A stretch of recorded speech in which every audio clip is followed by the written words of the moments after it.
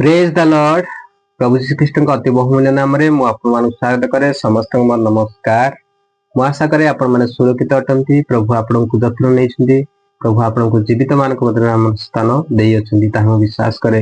प्रभु जीशु आपण को सहमत करंतु। आपणकर सब प्रकार परिस्थिति आपण को उद्धार करंतु। चलते इस समय गोटे परमेश्वर वाक्य को हमें देखा जहाँकि नूतन नियम पाई पारे। मार्क लिखित तार 7 पर्व तार 15 पद लिखा जाए, मनुष्यर बाहर एपरी कौन सी विषय नहीं जहाँकि ताहार भितर प्रवेश करे ताहाको अशुचि करि पारे, किंतु जहाँ जहाँ मनुष्य ठारू बाहर से सब ताहाको अशुचि करे। ए अल्प पठित प्रभु आपण को मत अनुग्रह करंतु। आमेन। एठी हमें देखुछु ईश्वरंकर वाक्य आपण को मते कहूछि। दिनकर घटना कौन होईछि जेतबे यीशुंकर शिष्य माने से माने बेरे बेरे हाथ न धोईकी से माने खाउछंदी ताहा से माने फारूसी आ जिहुदी माने ताहा से माने देखि अछंदी। तो से माने दिने प्रभु श्री को पचारुछंदी आमर प्राचीन मानकर जो रीति नीति नियम जो रही अछि से विषय से माने अवमानना करूछंदी कोन पाई। प्रभु शिशु से माने पचारुछंदी केतेक ताम शिशु माने से प्रकार करिछंदी, से प्रकार हाथ न धोई के से माने खाई अछंदी। सेति पई फारूसी माने यीशु को पचारुछंदी। एठी हमें गोटे विषय हमें देखुछु परंपरा जो प्राचीन मानक ठारू जो परंपरा रही, जो रीतिनीति जो ट्रेडिशनल पॉलिसी जो गुड़ा रही से विषय को से माने कि यीशु को निकट आसुछंदी। एठी मु आपन मन कहिया पे चाहे आज अनेक लोक माने हम माने अछु हमने ट्रेडिशनल वे रे हमने बंचे पे चाहू अछु, किंतु ईश्वरंकर वाक्य आम मैंने ग्रहण करना। ईश्वरंकर वाक्य अनुसार आम बंचे पे चाहू ना। मुझे आपण मान को कहिया चाहे जदि आपण माने ट्रेडिशनल वे जदि आपण माने बंचुछंदी, परंपरा रीतिनीति अनुसार आपण माने निज जीवन को नियोजन करूछंदी, मु आपण मान कहिया चाहे आपण माने परंपरा ठारू ईश्वरंकर वाक्य अधिक गुरुत्वपूर्ण से विषय मु आपण कहिया चाहे। जेतले से माने ए प्रकार करूथिले, ए प्रकार गोटे प्रश्न पचारुछंदी, अर्थात फारूसी और जिहुदी मानकर गोटे रीतिनीति थिला, न गाधेले न हाथ धोइले से माने खांती नहीं। आज जदि मार्केट प्लेस जदि जाइकि से माने जदि घर को फेरुछंदी से माने पानी रे न धोइले से माने परिष्कृत न हेले से माने कौन सी विषय से माने खांती नहीं। आज के समय माने देखुछु अनेक आमर मध्य रीतिनीति रही अछि। खाइया पूर्व माने हाथ धोइबा न कि से गोटे परंपरा चली। तो जेतेले एमाने देखि छंदी तांको शिशु माने जेतेले हाथ न धोइ खाइ छंदी एटा एमाने देखि छंदी आ यीशु को पचारि छंदी कोन पाइ से रीतिनीति भोग करि छंदी। किछि तो लेखा जायनी से माने भोकिला थिले कि कोन थिले से माने एम्ति हाथ न धोइ खाइ छंदी मु जानि नै, किंतु वाक्य कुहे से माने जेतेले देखि छंदी फारूसी जिहुदी माने यीशु को निकट आसुनी। कारण वाक्य मते कुहे जदि आपण एक पद जदि पढिबे से लेखा जे से माने हाथ न धोइ कि अधुआरे से माने खाइ छंदी। सेही विषय को नै माने आसिके यीशु को निकट पचारि छंदी से माने निज को देखेबा पाई। कारण हम माने हाथ धोइ खाउछु, हम माने मार्केट गले माने सफा सुतरा होउछु आ हाथ धोउछु गड़ धोउछु, आमे खाइया पूर्व माने सफा करूछु, हम मनकर गिना थाली ए सब माने सफा करूछु। एटा गोटे रीतिनीति अछि बोली से माने प्रभु कोठारे प्रचारुछंदी। किंतु प्रभु श्री सेठी गोटे विषय कहउछंदी, से माने कहउछंदी कि जिसाय बाबादी जो वाक्य कहिछंदी से जो बाबवाणी कहिछंदी से वाक्य कि तुम मान को पाइ नुहे। तुम्भे माने मुखरे खाली आम मान को आदर करि थाओ, किंतु तुम मान को हृदय मोठारे दूर थाए। हे मोर प्रभु को लोक माने एठी प्रभु श्री आपण मान को मते कहिया पे चाहंती, जदि आपण माने ट्रेडिशनल वे रे ताहां को प्रशंसा करछंदी, ताहां को निकट को आछंदी, ताहले प्रभु श्री कृष्ण ट्रेडिशनल को से गुरुत्व दउनांती। मनुष्यर विधि विधान को प्रभु श्री कृष्ण गुरुत्व दउनांती, ईश्वरकर वाक्य से गुरुत्व दउछंदी। जदि आपण माने मुखरे खाली यीशु बोली प्रभुकर परमेश्वर को आपण माने मुखरे खाली आदर करंती, मुखरे आपण माने कहि थांती, किंतु हृदय रे जदि आपण ताहां सहित गमनागमन करनांती, तांकर वाक्य पालन करनांती, हृदय रे सहित ताहां सहित प्रार्थना करनांती, ताहां निकट आसनांती, ताहले मु आपण मान कहिया पे चाहे आपण माने ईश्वरंकर यज्ञ नुहंती। जदि आपण ईश्वरंकर यज्ञ हेबा पे चाहंती ताहले आपण मानकु मुखरे आदर करिकी ता सहित हृदय सहित मध्य ताहाको सहित गमनागमन करिवार आवश्यकता अछि। किंतु एटी फारिसी मानकु प्रभु यीशु ख्रीष्ट कहउछन्ती मुखरे तुम माने खाली आदर करिथाओ किंतु हृदय तुम मानकर हृदय मोठारु दूर रे थाए। हे मोर प्रभुको लोक माने आज अनेक लोक माने अछन्ती ट्रेडिशनल वे रे से माने प्रभु निकटे आछन्ती साप्ताहिक भाबरे माने गोटे वीक हेले गोटे संडे हेले से माने चर्च जाइखले प्रभु को निकटे प्रार्थना करथन्ती प्रभु को आराधना करथन्ती प्रभु को वाक्य सुनि थांती किंतु परमेश्वर ताहा चाहू नहंती। जदि आपण माने ट्रेडिशनल वे रे जदि परमेश्वर निकटे आछन्ती ताले परमेश्वर सेटा चाहू नहंती से चाहू छन्ती जे सबु बेले ताहाको निर्भर करिया पई ताहाकर वाक्य को ग्रहण करिया पई ताहाकर वाक्य को निज हृदय संचय करिया पई परमेश्वर हृदय सहित आपण सहित से गमनागमन करिया पई से चाहती।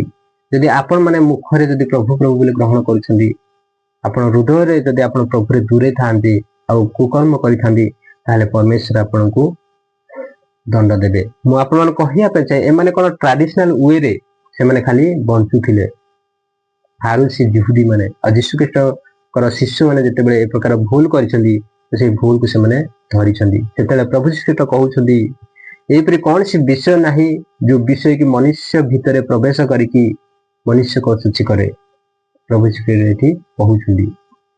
हे मोर प्रभु कर लोक माने आपण माने जदि भाबुछन्ती ए विषय मु खाइले मु असुची हेबी बोली आपण माने भाबुछन्ती मु आपण कहिया पे चाहे कौन सी विषय नहीं कि आपण को हृदय आपण को जीवन रे प्रवेश करिकी भीतर प्रवेश करिकी आपण को सूची करि पारे प्रभु कर वाक्य को है एटा मु कहू ना एटा परमेश्वर कर वाक्य रेकॉर्ड अछि एटा आपण मान को मते कहू अछि कि कौन सी विषय नहीं कि जो द्वारा आपण माने खाइले आपण माने सूची हेबे कारण लेखा जाय वाक्य जदि पढिबे एटा 7 चैप्टर जदि आपण टोटल आपण अध्याय जदि पढिबे आपण माने जानि पारिबे को विषय आपण मान को सूची करिवो। एटी प्रभु श्री कृष्ण 15 पदरे कहंती मनुष्यर बाहर एपरि कौन सी विषय नहीं जहा कि ताहार भीतर प्रवेश करी ताहा को सूची करी पारे किंतु किंतु बाट जहा जहा मनुष्य बाहर से सब ताहा को सूची करे। हे मोर प्रभु कर लोक माने एठी मु आपण मान कहिया पे चाहे जदि आपण माने कौन सी विषय खाई कि आपण माने भाबुछन्ती कि मो सूची हे अछि बोली मु आपण मान कहिया पे चाहे से खाइबा द्वारा आपण सूची होंती नहीं आपण को हृदय जो विषय बाहरुची सेही विषय आपण को सूची करि थाए। ईश्वर कर वाक्य को है आपण पिता माता को समादर कर जदि हम माने पिता माता को समादर करिबा नहीं ताने माने दंडित होबा एटा मौसा को द्वारा विधि विधान गोटे आसला।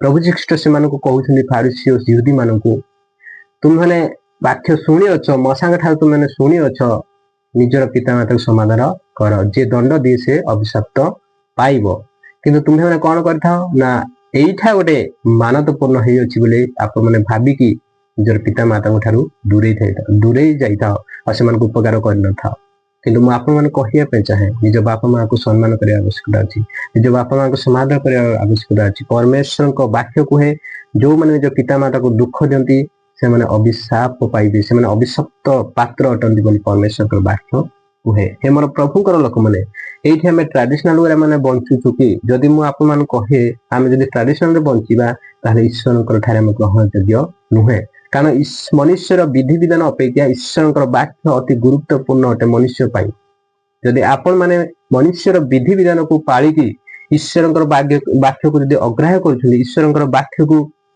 आपण माने रिजेक्ट करछुंदी ताहले आपण माने परित्राण पाई परिबे नाही। आपण माने कहिया पे चाहे मनुष्यर विधि विधान अपेक्षा ईश्वर वाक्य बहुत गुडे जरूरी अटे।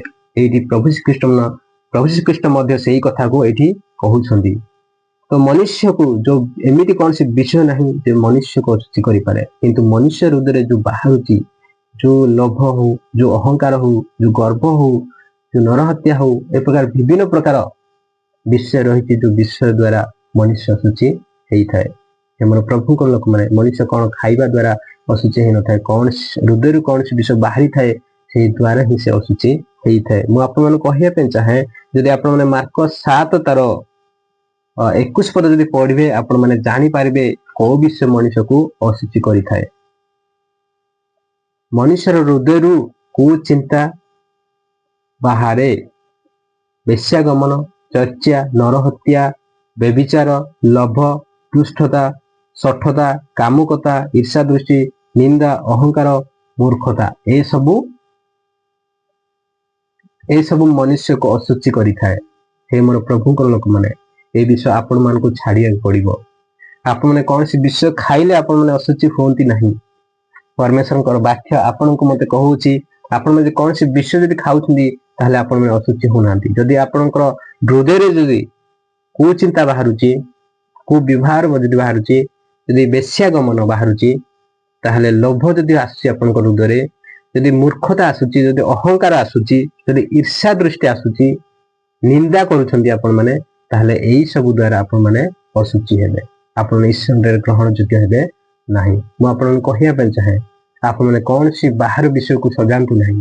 ଆପଣଙ୍କ ଶରୀର କେମିତି ଅଛି ସେଇଟା ଇମ୍ପୋର୍ଟାଣ୍ଟ ନୁହେଁ। ଆପଣଙ୍କ ହୃଦୟ, ଆପଣଙ୍କ ମନ, ଆପଣଙ୍କ ପ୍ରାଣ କେମିତି ଅଛି, ଲୋକମାନଙ୍କ ନିକଟରେ କେମିତି ବ୍ୟବହାର ହଉଛନ୍ତି, ସେଇଟା ଇମ୍ପୋର୍ଟାଣ୍ଟ ଅଟେ। ହେ ମୋର ପ୍ରଭୁଙ୍କର ଲୋକମାନେ, ଯଦି ଆପଣଙ୍କ ହୃଦୟରେ ଯଦି ସବୁ ଈର୍ଷା ଅଛି, ଅହଙ୍କାର ଅଛି, ଗର୍ବ ଅଛି, ଆପଣମାନେ କେବେ ବି ଲୋକମାନଙ୍କର ନିକଟରେ ଆପଣମାନେ ଆଶୀର୍ବାଦ ହେଇପାରିବେ ନାହିଁ। ଯଦି ଲୋକମାନଙ୍କର ଆଶୀର୍ବାଦ ହେବା ପାଇଁ ଚାହୁଁଛନ୍ତି, ତାହେଲେ ଈଶ୍ୱରଙ୍କର ବାକ୍ୟକୁ ଆପଣଙ୍କ ହୃଦୟରେ ରଖିବା ପାଇଁ ଆବଶ୍ୟକତା ଅଛି। ଏଇଠି ଆମେ ଦେଖୁଅଛୁ ସେମାନେ ବାହ୍ୟ ବିଷୟକୁ ଦେଖୁଛନ୍ତି, କଣ ଖାଇଲେ, କେମିତି ଖାଇଲେ ସୂଚି ହବ ମନୁଷ୍ୟ, ସେ ବିଷୟ ସେମାନେ ଫଲୋ କରୁଛନ୍ତି, କିନ୍ତୁ ଈଶ୍ୱରଙ୍କର ବାକ୍ୟ ସେମାନେ ଫଲୋ କରୁନାହାନ୍ତି। ଆଜି ଆପଣ ଆଉ ମୁଁ ସେଇପରି ଅଛୁ କି? ଯଦି ଆମେ ଟ୍ରାଡିସନାଲ ୱେରେ ଯଦି ଟ୍ରାଡିସନାଲ କୁ ଅଧିକ ଗୁରୁତ୍ୱ ଦଉଛୁ ଆଉ ଈଶ୍ୱରଙ୍କର ବାକ୍ୟ ଯଦି ଗୁରୁତ୍ୱ ଦଉନାହୁଁ, ତାହେଲେ ମୁଁ ଆପଣଙ୍କୁ କହିବା ପାଇଁ ଚାହେଁ, ଈଶ୍ୱରଙ୍କର ବାକ୍ୟକୁ ଆମେ ଗୁରୁତ୍ୱ ଦେବାର ଆବଶ୍ୟକତା ଅଛି। ଯଦି ଆମେ ଉଦ୍ଧାର ପାଇବା ପାଇଁ ଚାହୁଁ, ଆମେ ଯଦି ରକ୍ଷା ପାଇବା ଚାହୁଁ, ତାହେଲେ ଈଶ୍ୱରଙ୍କର ବାକ୍ୟକୁ ଗୁରୁତ୍ୱ ଦେବାର ଆବଶ୍ୟକତା ଅଛି। ଏଠି ପରମେଶ୍ୱର ପ୍ରଭୁ ଶ୍ରୀଖ୍ରୀଷ୍ଟ ଏଠି ଆପଣଙ୍କୁ ମତେ କହୁଛନ୍ତି,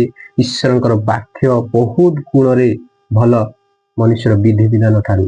ଏ ମୋର ପ୍ରଭୁଙ୍କର ଲୋକମାନେ, ଆପଣ ଟ୍ରାଡିସନାଲ ୱେରେ ପ୍ରଭୁଙ୍କ ନିକଟରେ ଆସନ୍ତୁ ନାହିଁ। ଆପଣ ସଚ୍ଚା ଦିନରେ ପ୍ରଭୁଙ୍କ ନିକଟରେ ଆସନ୍ତୁ, ପ୍ରଭୁଙ୍କୁ ଆରାଧନା କରନ୍ତୁ, ପ୍ରଭୁଙ୍କୁ ଧନ୍ୟବାଦ ଦିଅନ୍ତୁ। ପ୍ରଭୁ ଆପଣଙ୍କର ସମସ୍ତ କିଛି ସେ ଦେଖନ୍ତି, ଜାଣନ୍ତି, ସେ ଆପଣଙ୍କୁ ଅନୁଗ୍ରହ କରିବେ। ଅଳ୍ପ ଶିକ୍ଷାରେ ପ୍ରଭୁ ଆପଣଙ୍କୁ ଆଉ ମତେ ଅନୁଗ୍ରହ କରନ୍ତୁ। Thank you, God bless.